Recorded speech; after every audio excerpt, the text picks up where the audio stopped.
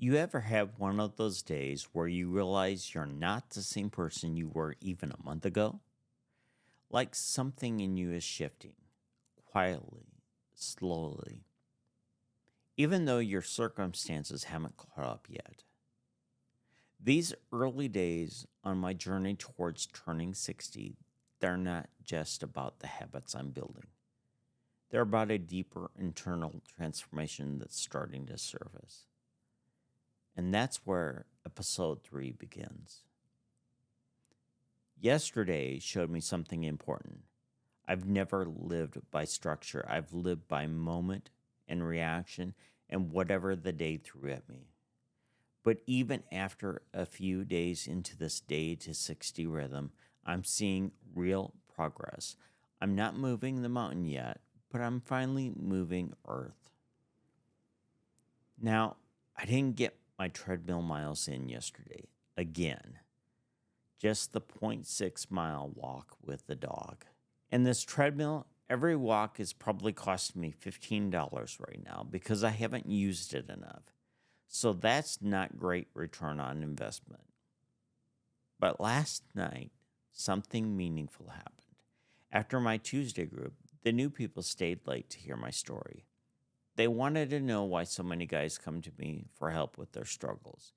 And I shared my testimony, and it all clicked into place for them. Honestly, if I were younger, I probably would have gone into psychology or psychiatry. But at this point in my life, that's not financially smart as a path to take. Today's plan was simple, and it was 5 treadmill miles, wake up at 5 a.m., groomer appointment at 10, move a chair to the dump, control the day. That's not what happened. So in reality, walked the dog, woke up at 6:20 a.m., got Winston to the groomer at 8:50 because I didn't have anyone to cover auction pickup. And the treadmill, yeah, that didn't happen. On paper, that might look like failure, but here's what it actually revealed about me. Every time something pushes against me, I still move forward. I'm in a full-time reframing right now, and I'm realizing something I should have realized years ago. I only get each day once. The way I've lived up to this point isn't preparing me for the next half of my life, and that has to change.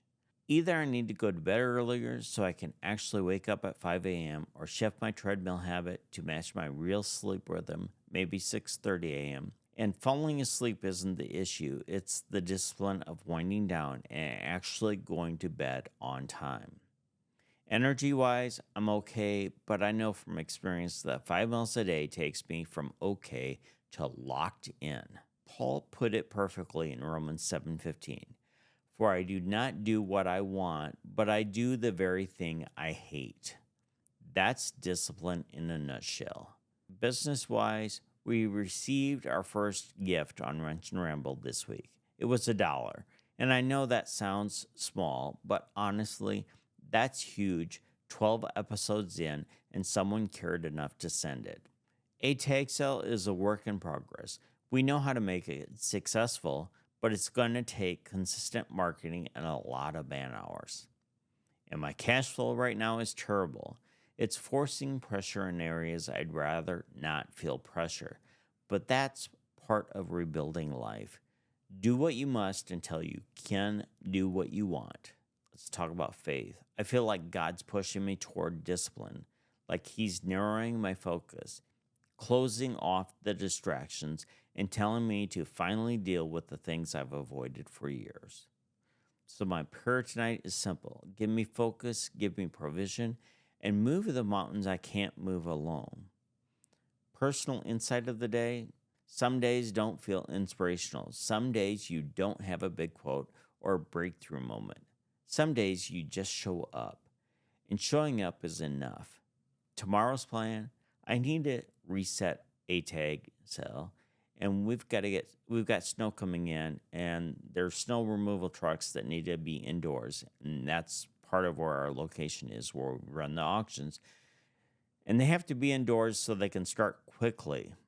You know, launching this business in winter isn't ideal because these are the circumstances that we've been given, and this is the season I'm building it in.